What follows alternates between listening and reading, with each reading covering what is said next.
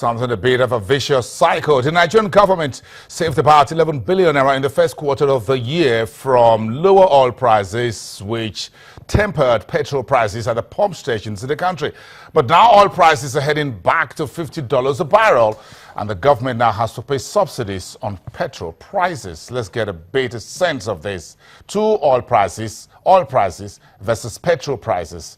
Damilare Adishola joining us from Financial Derivatives Company here in Lagos. Damilare, good afternoon, and thanks for joining us on the program. Good afternoon. Now, make a sense of this for us. Crude prices go down while we enjoy some leverage. When it comes to petrol prices, crude prices go high, then subsidy also move up.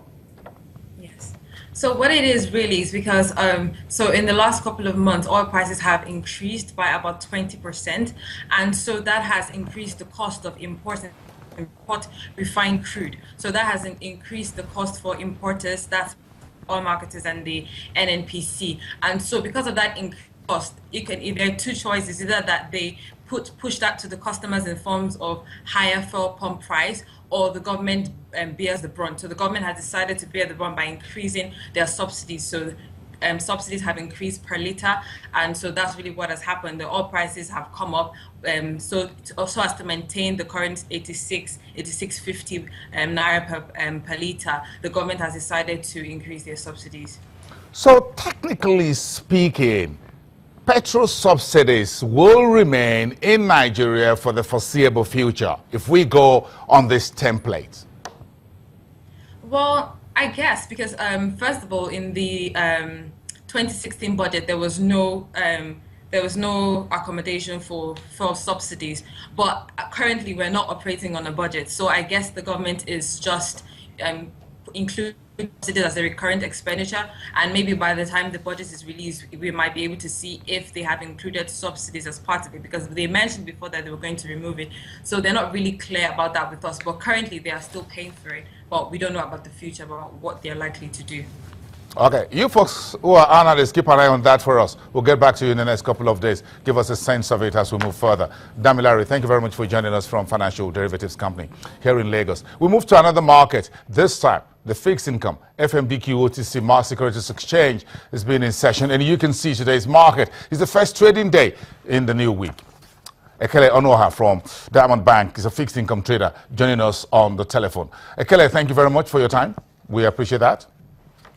Hi, good afternoon. Yeah, thank you very much. Give us a sense of how the market starting today, the first trading day, in the week and in the new month. Okay, for the bond market started at a bearish note today. The short end of the market opened at an average yield of 12.2% and is currently trading at an average yield of 12.35%. On the long end, the market opened at an average yield of 13.35% and is currently trading at 13.41%. The reason for this being the inflationary pressure that's still inherent to the system. Also today we got the news about the downgrade by Moody of the Nigerian sovereign ratings from B8 to B1. On the Treasury bills end, we've seen a lot of activities at the short to medium term maturities. And this can be attributed to the excess liquidity that is still in the system. As for the long end, market has been relatively stable at a rate of 10.25%. Okay, quickly, let's move on. The financial regulator, the central banks, will be in the market tomorrow for Treasury's auction. In terms of liquidity, what should we expect? Okay, really, the liquidity is on one side. The last auction for 1 year, 364 days, came out at 10.24%.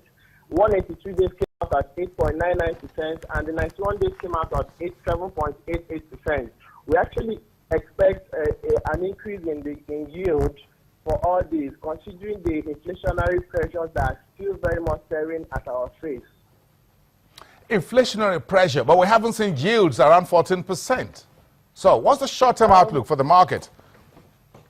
Okay, my short-term outlook for rates in the market, there are lots of events that are going to be playing out between now and the end of the month. We have the inflation results that is being expected within the month. Also, we have the appropriation bill that is yet to be signed into law, and these will all happen within the month. And also, the MPC is expected to meet towards the end of the month to increase yield rates in the market, as the case may be. But for my own side, I actually think yields will be going up as a result of all the events that have been playing out within the market.